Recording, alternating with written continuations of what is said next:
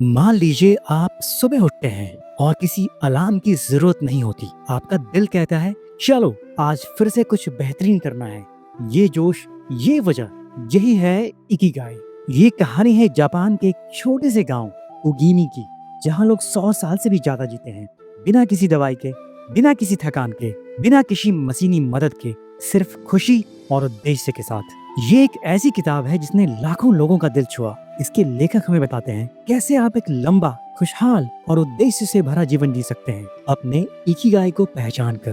तो चलिए इस यात्रा को शुरू करते हैं, एक कहानी की तरह जहां हर चैप्टर एक मोड़ है और अंत में मिलता है जीवन का असली रहस्य। चैप्टर 1, क्या है इकिगाई। इस कहानी की शुरुआत होती है जापान के एक छोटे से गांव ओगिमी से, जो दुनिया के सबसे बुजुर्ग लोगों का गांव कहलाता है। यहाँ के लोग 100 से भी ज्यादा साल जीते हैं, न सिर्फ लंबा बल्कि खुशहाल जीवन। लेकिन सवाल ये है, कैसे? एक पत्रकार और लेखक हेक्टर ग्रासिया और फ्रांसिस मिरायस इस रहस्य की तलाश में ओगिमी पहुंचते हैं। वहां उन्हें मिलता है एक जीवन शैली, एक सोच और एक शब्द, इकिगाई। इकिगाई का मतलब है जीने की वजह। ये वो वजह है जो रोज सुबह आपको बिस्तर से खींच कर उठाता है, चाहे वो बगीचे में पौधों को पानी देना हो या किसी नई पेंटिंग पे काम करना हो या अपने पोतों पोतियों को कहानी सुनाना हो। इकिगाई कोई एक फॉर्मूला नहीं है, लेकिन किताब बताती है कि एक 4 बातों का मेल है। पहला, आप क्या पसंद करते हो, आप किसमें अच्छे हो, दुनिया को किस चीज की जरूरत है और किस चीज के लिए आपको पैसे दिए जा सकते हैं। जब ये चारों बातें आपस में मिलते हैं तो वो सिर्फ काम नहीं रह जाता, वो बनता है इकिगाई। इकिगाई का ये मतलब नहीं कि आप करोड़ों कमाओ और पूरी दुनिया बदल दो। इसका मतलब है आप वो करो जो आपको अंदर से जिंदा रखता है। इसे समझने के लिए इस किताब की कहानी से थोड़ी देर के लिए बाहर चलते हैं और याद करते हैं स्टीव जॉब्स के उस आखिरी मैसेज को। स्टीव जॉब्स ने अपने आखिरी शब्दों में कहा था, मैंने बिजनेस में सक्सेस की ऊंचाइयों को छू लिया। दूसरों की नजरों में मेरी जिंदगी एक सक्सेसफुल है। जिंदगी में काम के बाहर मुझे बहुत कम खुशी मिली। आखिर में सच्चाई ये है कि दौलत का बस मैं आदी हो गया था। I have reached the pinnacle of success in business. In others people's eye, my life is success. However, aside from work, I had little joy. At end of the day, wealth is just a fact I have gotten used to. आखिर में उन्हें ये समझ आता है कि दौलत नशे की तरह उनकी एक बस आदत बन गई थी, उससे उन्हें कभी खुशी नहीं मिली। ये चैप्टर हमें बहुत ही गहरी सवालों की ओर ले जाता है। मैं क्यों हूँ? क्या है जो मुझे हर दिन उठने पर मजबूर करता है? ओगिमी के बुजुर्ग लोग हर दिन छोटे छोटे कामों में अपना इकिगाई पाते हैं। बुनाई करना, चाय बनाना, दूसरों से बातचीत करना। उनका रहस्य क्या है? वो रिटायर नहीं होते, वो समाज से जुड़े रहते हैं और हर दिन कुछ ना कुछ करते हैं जो उन्हें जरूरी महसूस कराता है। इस पहले चैप्टर में लेखक हमें बताते हैं कि इकिगाई कोई जादू नहीं, ये आपके अंदर ही होता है। बस उसे पहचानने के लिए चाहिए थोड़ा ठहराव, थोड़ी ईमानदारी और थोड़ा सुनना अपने मन की आवाज को। क्योंकि जब इंसान अपने इकिगाई के साथ जीता है तो उम्र बढ़ती जरूर है, पर मन कभी पूरा नहीं होता।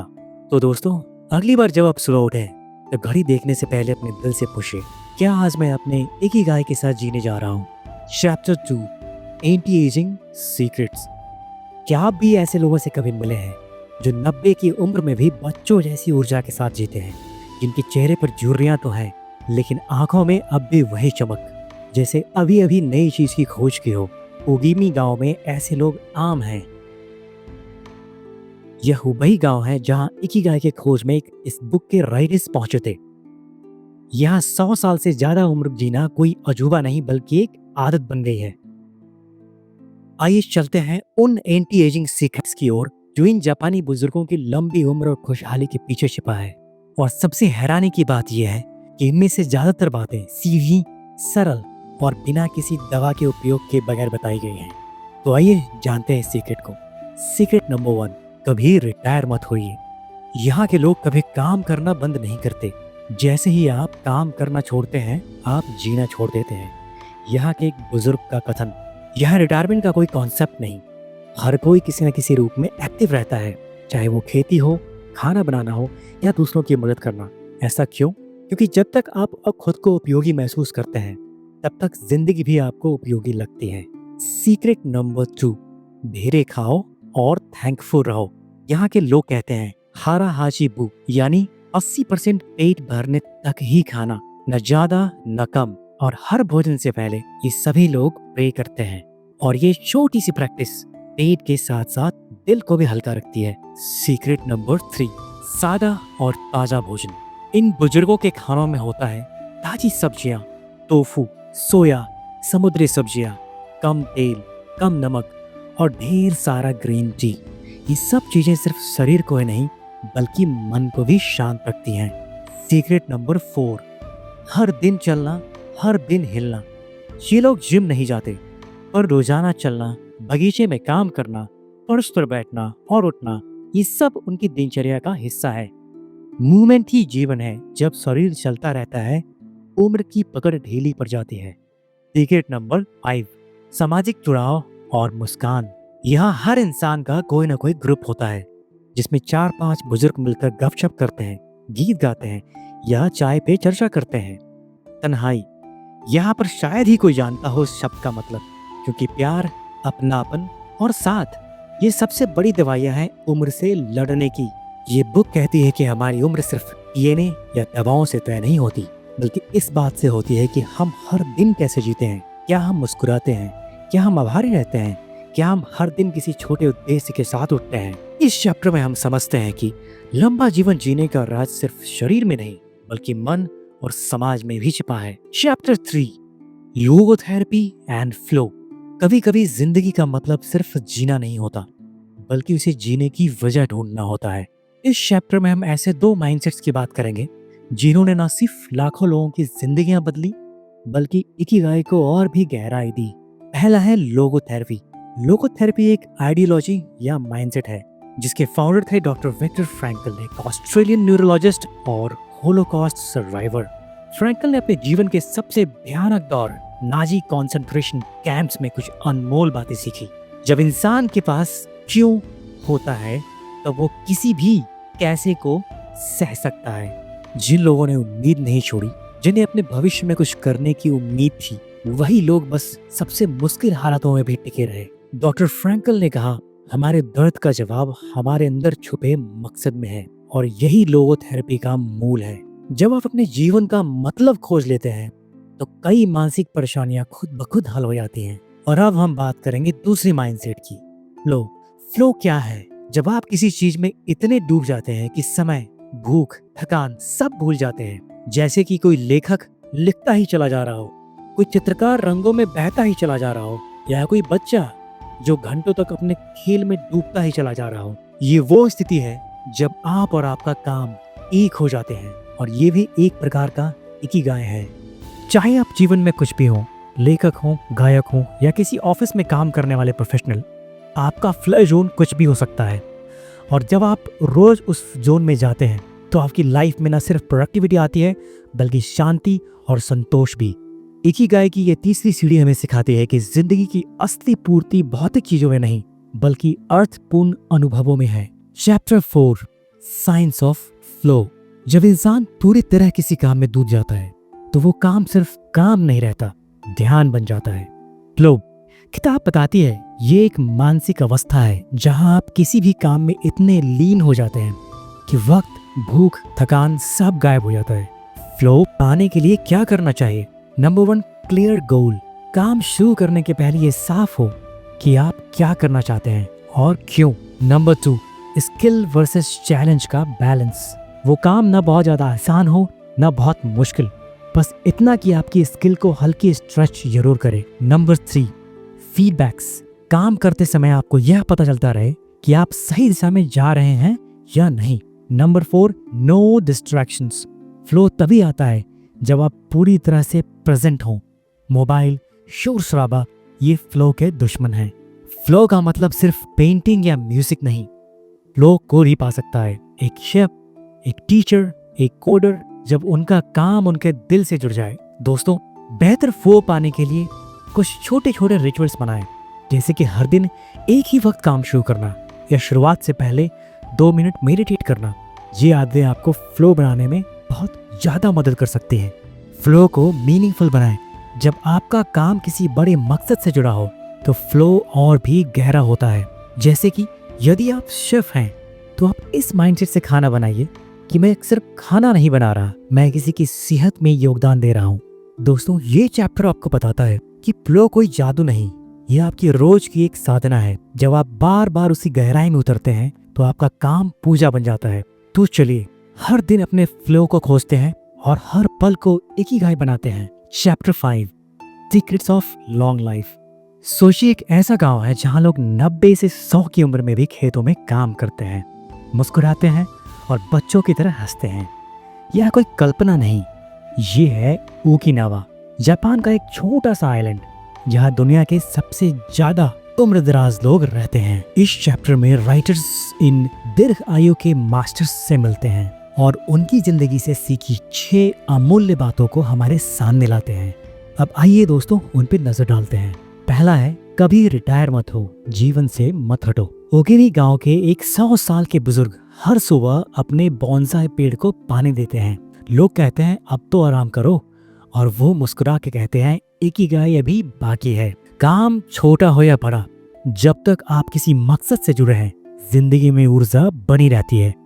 दूसरा है, धीरे जियो लेकिन पर्पस के साथ। इन बुजुर्गों की चाल धीमी होती है पर हर कदम में स्थिरता और एक संकल्प होता है। वो कहते हैं हमें जल्दी नहीं पर हम गहराई से जीते हैं। तीसरा, सोशल रिलेशनशिप लॉन्ग लाइफ की होती है। हर शाम एक छोटी कम्युनिटी मिलती है जिसे वहाँ मोआई कहते हैं।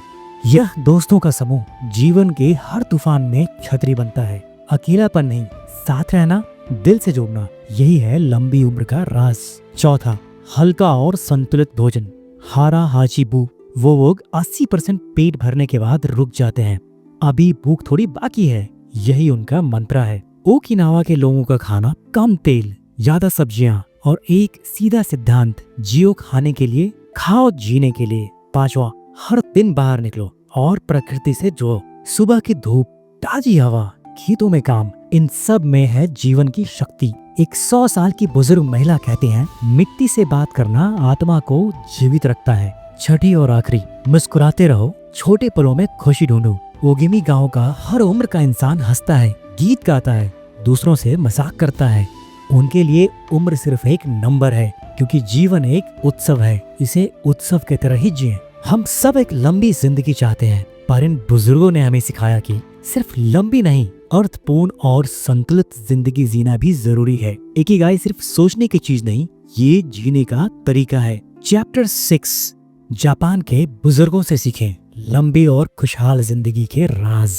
क्या आप जानना चाहते हैं कि 100 साल तक जीने वाले लोग जिंदगी जीते कैसे हैं? न सिर्फ लंबा बल्कि मुस्कुराकर, शांति से, हर दिन को जश्न की तरह। इस चैप्टर में इस बुक के राइटर्स ऐसे बुजुर्गों से मिलते हैं जिन्होंने 100 साल भी पार किए हैं और उनसे पूछते हैं खुश और स्वस्थ रहने का राज क्या है। तो आइए उनकी बातों से इस राज को हम भी जानते हैं। पहला, हर दिन को दिल से जियो जैसे वो आखिरी हो, पर बिना डर के। एक बुजुर्ग महिला जो कि 102 साल की हैं, कहती हैं, सुबह सूरज देख लिया तो मेरा दिन अच्छा हो गया, बाकी सब बोनस है। वो छोटी छोटी बातों में बड़ी खुशी ढूंढते हैं। दूसरा, एक जापानी कहावत है, फॉल 7 टाइम्स, स्टैंड अप 8। उनके लिए गिरना जिंदगी का हिस्सा है, पर उठना एक इकिगाई का हिस्सा है। एक बुजुर्ग मछुआरे बताते हैं, मैंने तूफान देखे हैं पर हर बार मैंने अपनी नाव फिर से पानी में उतारी है। तीसरा, शांति और धैर्य ही असली ताकत है। उनकी बातों में तेजी नहीं, शांति होती है। हर जवाब में ठहराव होता है, हर मुस्कान में सुकून होता है। वो मानते हैं धीरे धीरे चलने से मंजिल दूर नहीं जाती, बस सफर खूबसूरत हो जाता है। चौथा, दूसरों के लिए जीना खुद को भी जीवन देता है। वो लोग हर दिन दूसरों की मदद करते हैं, जैसे छोटे बच्चों को सिखाना, उनके साथ खेलना, पड़ोसी के लिए खाना बनाना या बस साथ बैठकर बातें करना। उनकी ये माइंडसेट है कि जब तक मैं किसी और की जिंदगी में रोशनी ला सकता हूँ तब तक मेरा दिल धड़कता रहेगा। पांचवा, परंपराएं जो शरीर और आत्मा को जोड़ती हैं। इनके चाय की विधि, सुबह की प्रार्थना, छोटे बड़े हर त्योहार इन बुजुर्गों के जीवन का रिचुअल सिर्फ आदतें नहीं, जीवन को अर्थ देने वाले स्तंभ हैं और जिन्हें ये पूरी शिद्दत से निभाते हैं। छठा, एक्सेप्ट करो बदलते शरीर और बदलती दुनिया को। वो लोग जीवन से शिकायत नहीं करते, बल्कि बदलते शरीर को भी प्यार से अपनाते हैं। बाल सफेद हो गए या झुर्रियां आ गईं, उन्हें कोई शिकायत नहीं होता, वो इसे भी प्यार से एक्सेप्ट करते हैं। हम सब लंबा जीना चाहते हैं, लेकिन इन बुजुर्गों ने हमें सिखाया कि लंबी जिंदगी का मतलब लंबे साल नहीं, उन पलों की गहराई है जो हम पूरी तरह जीते हैं। Chapter 7, Ikigai diet.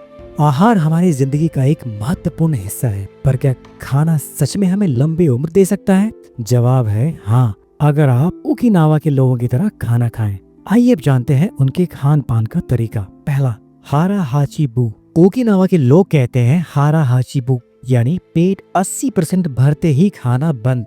इससे न सिर्फ शरीर हल्का रहता है, बल्कि उम्र लंबी और दिमाग शांत रहता है। दूसरा, द रेनबो प्लेट। उनके खाने में ज्यादातर हरी सब्जियां होती हैं, गाजर, बैंगन, मूली, समुद्री शैवाल और हरी पत्तीदार सब्जियां।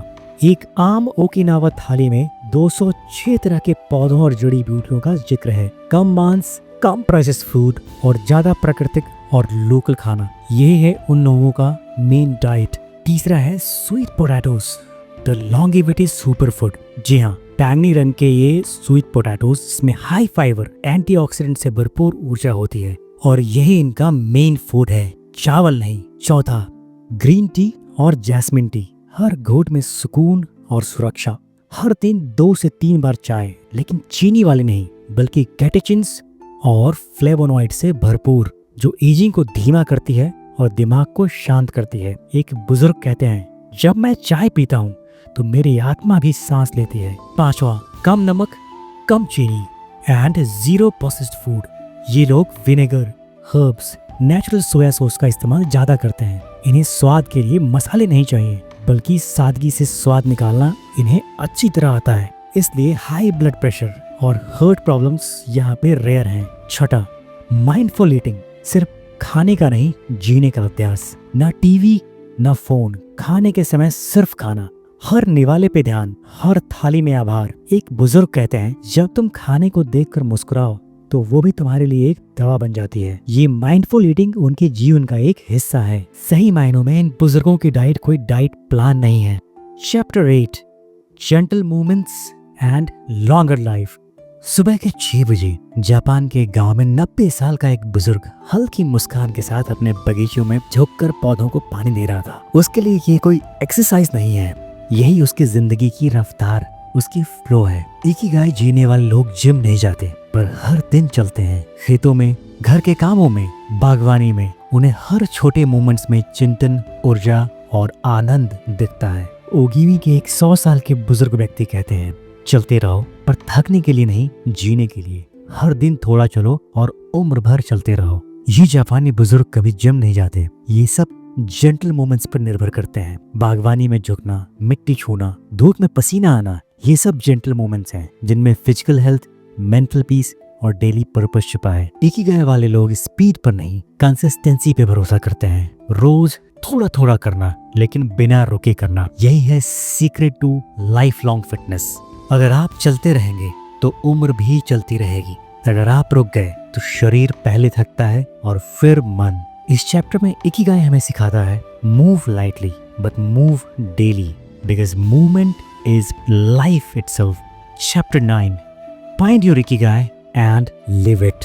ये चैप्टर हमसे कहता है कि जिंदगी की दरारों में भी खूबसूरती होती है, बस इसे देखने का नजरिया चाहिए। आइए इसे इस तरह से समझते हैं। एक दिन जापान के गांव में तेज तूफान आया। पुराना बांस का पेड़ लहराता रहा, ना टूटा ना गिरा, बस झुक गया और तूफान के जाते ही फिर सीधा खड़ा हो गया। यही है रेसिलियंस। झुकना आना चाहिए, इससे आप टूटेंगे नहीं। जापान में एक बहुत ही फेमस फिलॉसफी है, वो भी सभी अधूरेपन में सौंदर्य को देखना।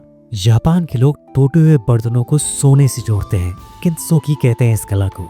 मान्यता है, जहाँ दरार है वहीं से रोशनी आती है। हमारी जिंदगी भी वैसी ही है। गलतियाँ, दुख, असफलताएं, ये हमें तोड़ते नहीं, निखारते हैं। इकिगाई हमें चिंता से बचने का तरीका भी सिखाता है। स्ट्रेस को रोकना नहीं, बल्कि उसका सामना ध्यान, प्रकृति और स्वीकार्यता से करना। इकिगाई को फॉलो करने वाले लोग रोजाना कम से कम 10 मिनट की मेडिटेशन, नेचर वॉक्स पेड़ों के बीच चलना, अपनी सांस को महसूस करना, एक्सेप्टेंस, जो नहीं बदल सकता उसे अपनाना, ये सब करते हैं। याद रखें, शांति नियंत्रण से नहीं, स्वीकार से आती है। इकिगाई को फॉलो करने वाले लोग मानते हैं कि कुछ भी स्थायी नहीं होता। उनकी ये फिलॉसफी वह भी सभी हमें सिखाता है। हर चीज में बदलाव निश्चित है। दुख अस्थायी नहीं है, अकेलापन अस्थायी नहीं है, थकावट भी गुजर जाती है। एक बुजुर्ग कहते हैं, जब मैं बुरा महसूस करता हूँ तो खुद से कहता हूँ ये भी गुजर जाएगा। इकिगाई का जीवन दर्शन ये है, कम में भी सुख है, टूटी चीजों में भी कहानी है और उम्र में भी गहराई है। इकिगाई को मानने वाले लोग रोजमर्रा की साधारण चीजों में सुख ढूंढ लेते हैं। उनकी ये फिलॉसफी वह भी सभी हमें याद दिलाता है, परफेक्ट बनने के चक्कर में मत पड़ो, टूटो, जुड़ो, संवरो, क्योंकि असली सुंदरता तो अधूरेपन में ही छुपी होती है। आइए अब कंक्लूजन की ओर चलते हैं। Ikigai, the art of living. अगर आप हर सुबह जागे और आपके पास कोई वजह हो उठने की, तो आप जी रहे हैं, बाकी सब समय काट रहे हैं। इकिगाई हमें सिखाता है, जीवन लंबा हो या छोटा, अगर वो अर्थहीन है तो अधूरा है। जापान के लोग कहते हैं, हमें मरने से डर नहीं लगता, बल्कि बिना इकिगाई के जीने से डर लगता है। इकिगाई की कला, धीरे चलो, सादगी से जियो, किसी काम से प्यार करो, अपने आसपास के लोगों के साथ मुस्कुराओ। यही वो कला है जिसे जापान के बुजुर्गों ने अपने जीवन में उतारा, और यही वो गहराई है जो आज हमें भी चाहिए, तेजी से भागती उलझनों से भरी दुनिया में। और अब ये है वो इकिगाई के 10 नियम जिसे आप हमेशा याद रखना चाहेंगे। एक्टिव रहो, कभी रिटायर मत हो, धीरे धीरे चलो, भागो मत, अपने खाने में संतुलन रखो, थोड़ा कम खाओ, अपने दोस्तों और परिवार से जुड़कर जियो, हर दिन मुस्कुराने की वजह ढूंढो, प्रकृति से जुड़ो, चलो, देखो, महसूस करो, अपने शरीर को हर दिन हल्का हिलाओ, अपने दिल की सुनो, वही तुम्हारा इकिगाई है। भविष्य की चिंता कम, वर्तमान का आनंद ज्यादा लो, और सबसे आखिरी, कभी मत भूलो आप क्यों जी रहे हैं। इकिगाई सिर्फ जापान की सीख नहीं, ये हम सबका व्यक्तिगत मंत्र है। जीने की वजह को जानो और हर दिन उसे सादगी और प्रेम से जियो। अब सवाल यह नहीं है कि आप कितने साल जिएंगे, बल्कि यह है कि आप हर दिन पूरी तरह जी रहे हैं या नहीं। दोस्तों, अंत में मैं ये कहना चाहूंगा कि जिंदगी अगर रेत भी हो तो उसे इकिगाई बना दो। हर कण में मकसद, हर पल में सुकून। तो दोस्तों, हमें कमेंट बॉक्स में जरूर बताएं कि आपकी जिंदगी की वो वजह क्या है। अगर इस कहानी ने आपके दिल को छुआ तो उस चैनल को सब्सक्राइब जरूर करें। हो सकता है अगली कहानी आपका इकिगाई जगा दे। और इस वीडियो को उस तक जरूर भेजिए जो मुस्कुराना भूल गया है, और तुरंत बेल आइकन को हिट कर दीजिए ताकि अगली वीडियो का नोटिफिकेशन आपको मिल सके। तब तक के लिए नमस्कार।